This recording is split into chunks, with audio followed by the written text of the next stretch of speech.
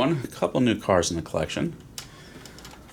So I kind of have this like subset of my collection of cop cars and of course Japanese cop cars. So these are two more for that little subset. So first up is a Japanese cop car, a Mazda RX-8. The RX-8 was kind of an interesting car. It had this interesting door setup of, I wouldn't quite call them suicide doors, but they are. Another car that kind of did this was the Saturn SC Coupe, but this had 4 doors with the 2 smaller little jump doors behind. So that was neat. I do have this as a regular auto art. Differences obviously are the paint job. There is no carpeting because this is a police car, a little more commercial. You can see there's a little back seat in there. The trunk opens, and that's not carpeted either. As opposed to the regular release of this car. What makes this an interesting car is always the engine. These are not 4 cylinders, they're not 6 cylinders. This is a Wankel rotary engine. I think in this generation it was nicknamed the Renesis. I think it even says so right there. These were, I think, 1.3 liter, 238 horsepower, and they revved and revved, close to 9,000 RPM redline. So a very energy, power dense, small motor, really neat. They've been threatening to bring back the rotary for years now. It might come back as like a hybrid or a range extender or something like that, but that's yet to be seen. So yeah, pretty neat piece. These retail, they didn't retail for much, maybe $89. They've gotten pretty rare and they go for, easily $250. My friend, I bartered a Singer Porsche 911 for it that I was into for not much money.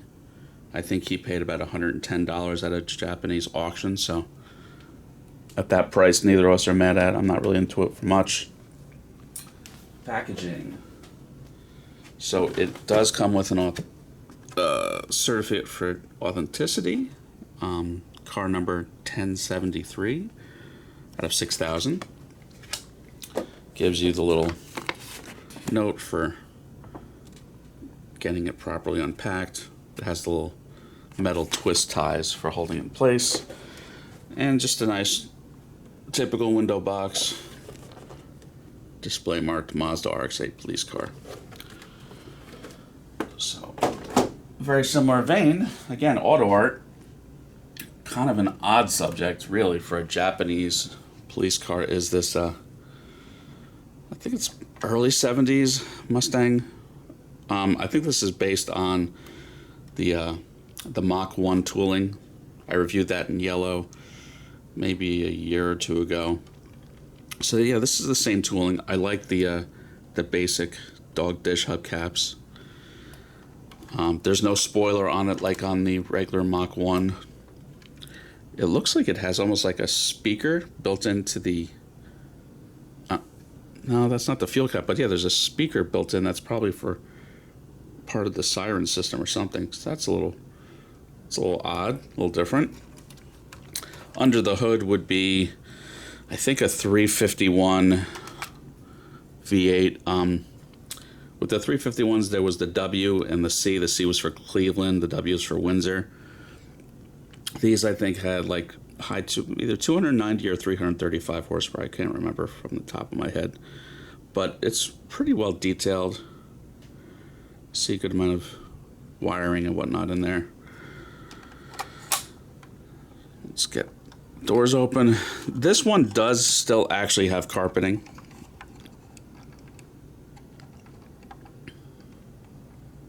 And it still has the back seat. See the trunk. Trunk you can make out, I think is it carpeted? Yeah, I think that's carpeted, and there is a spare tire in there that you might be able to make out. Lighting's not great for that.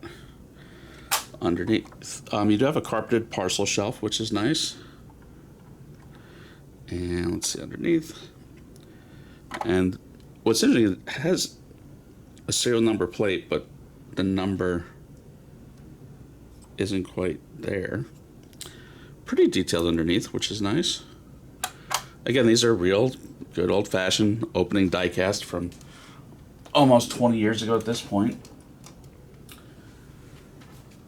This again has a certificate of authenticity.